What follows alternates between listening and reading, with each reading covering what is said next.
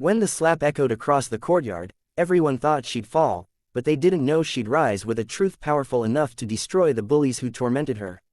What happened next became the most shocking moment in Ridgewood High history. If you love revenge, justice, and stories that flip the script, hit subscribe because this one will own your mind. The slap struck Mia across the face with a crack that silenced 200 students instantly, her books scattering across the courtyard like shattered pieces of a life everyone assumed would remain quiet and breakable. But as the stinging heat spread across her cheek and Harper Lane's smug laughter rippled through the crowd, something inside Mia, something buried under years of cruelty, whispers, rumors, and silent suffering, finally snapped, not in a way that made her crumble but in a way that made her straighten slowly, deliberately, like a storm rising from still air, and when she lifted her head, her eyes didn't hold tears but a calm, dangerous fire that made even Harper's two loyal shadows, Kelsey and Brianna, shift nervously, and Mia's voice, usually small and apologetic, came out steady and clear as she said, "You just made this easier," confusing everyone, especially Harper, who tried to cover her sudden uncertainty with another loud laugh, but before she could speak, Mia took a step forward and said louder, "Since you like attention, I hope you enjoy all of it," and pulled out her phone, tapping the screen once, just once, and suddenly the speakers connected to the school's courtyard sound system blasted a voice recording, Harper's voice, unmistakable, bragging about cheating on tests, stealing from the charity fund, and mocking the very students she pretended to be friends with, and the courtyard erupted into gasps and chaos, teachers rushing out, students lifting their phones to capture the moment their queen fell, and Harper, red-faced and trembling, lunged for Mia's phone, but Mia stepped back calmly and said, "Touch me again, and I'll release the video too," which sent a fresh ripple of shock through the air because no one knew there was a video, though Harper clearly did as she froze instantly, and before she could even gather herself, a teacher grabbed her wrist and demanded she follow him to the office, and the crowd parted, not for Harper like they always had, but for Mia, the quiet girl who had just flipped the entire social order with a single act of courage. But the story didn't end there, because later that afternoon Harper's mother, who also happened to be head of the school board, stormed in, furious, threatening suspension and lawsuits,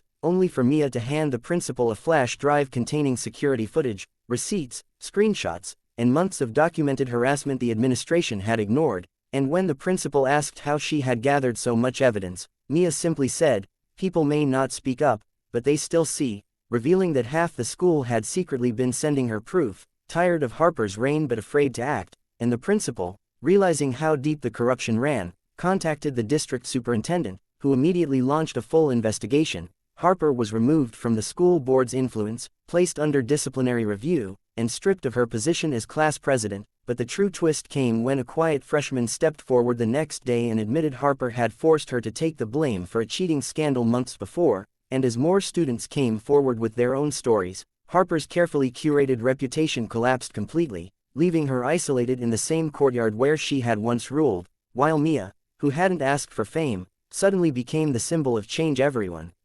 rallied around. Yet Mia didn't gloat, didn't brag, didn't even look at Harper with satisfaction when the girl finally broke down in tears. She simply walked past her, head high, knowing that strength isn't cruelty, strength is choosing to rise without becoming the monster that hurt you. And as she sat beneath the old oak tree at the far end of the courtyard, her best friend Lila rushed over asking, "How did you stay so calm?"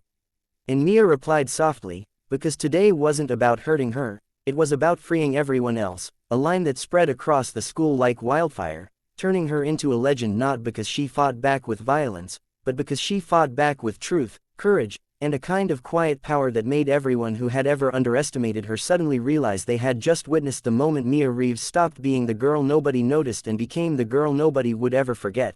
But the aftermath of the courtyard incident was far from the end, because the next morning when Mia walked into school, expecting whispers or maybe quiet admiration, she was instead met with a strange, charged silence, students watching her with wide, uncertain eyes, not out of fear but out of something heavier, something like anticipation, and Lila rushed to her with a pale face, saying, "Mia, you need to see this," before pulling her toward the bulletin board outside the principal's office where a printed email announcement hung, stating that Harper Lane's mother had filed an official complaint against Mia for public defamation, unauthorized use of school equipment, academic sabotage, and emotional harassment, which was so absurd that students began murmuring angrily around her. But the twist came when Mia noticed the signature at the bottom, Interim Board President, Daniel Reeves, and her heart dropped because she knew that name, her estranged father, the man who walked out on her and her mom 12 years ago and never looked back, a man she had spent her whole life forgetting, had apparently moved back into the district, taken the board position after Harper's mother was removed,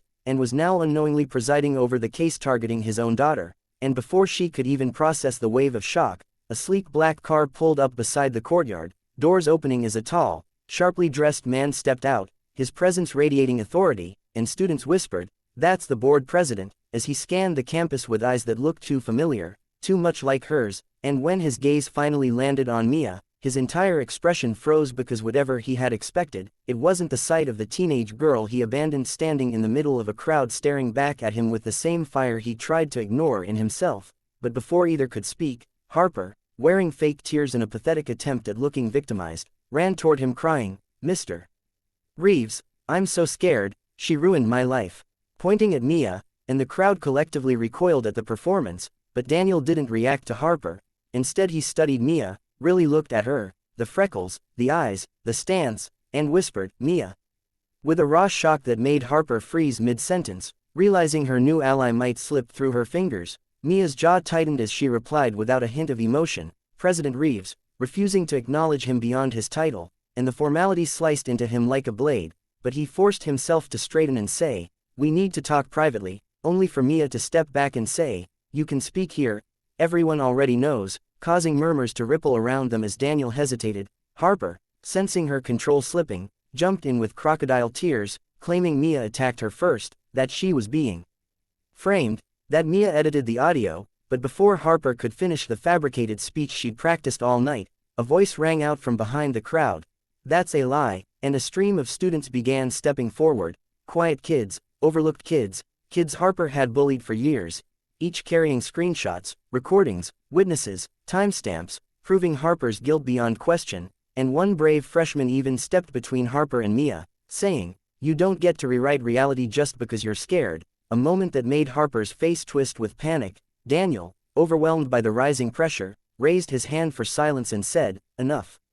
I'll review everything personally." But when he reached out to put a reassuring hand on Mia's shoulder, instinct, guilt, regret, she flinched away sharply, and the crowd stiffened as she said coldly, "You don't get to touch me now," and walked past him, leaving him standing alone as the realization of what he'd destroyed, the years he'd abandoned, hit him publicly for the first time. Later that afternoon, Mia found herself summoned to the board's temporary office, where Daniel sat across from her with folders of evidence spread out like puzzle pieces. But he didn't start with policy or accusations. Instead he said, "Mia, I didn't know you were here," and she replied flatly, "You didn't care where we were," the words slicing the air. And he tried to explain about work, about mistakes, about running from things he wasn't ready for, but Mia cut him off saying, "You're not here to fix the past.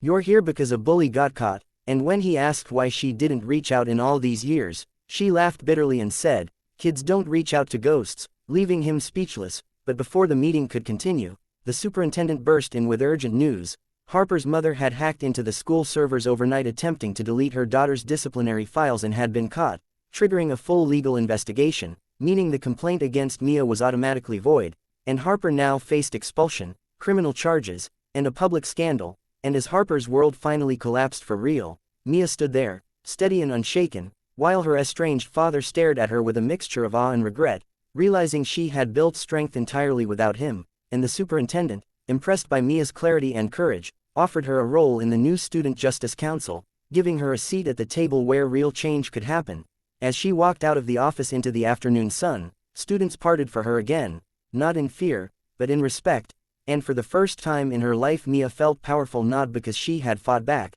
but because she had chosen truth over violence, dignity over revenge, and healing over hate. Though one thing still lingered, Daniel Reeves wasn't done trying to fix what he broke, and Mia had no idea that the next twist, bigger, sharper, and far more explosive, was already on its way.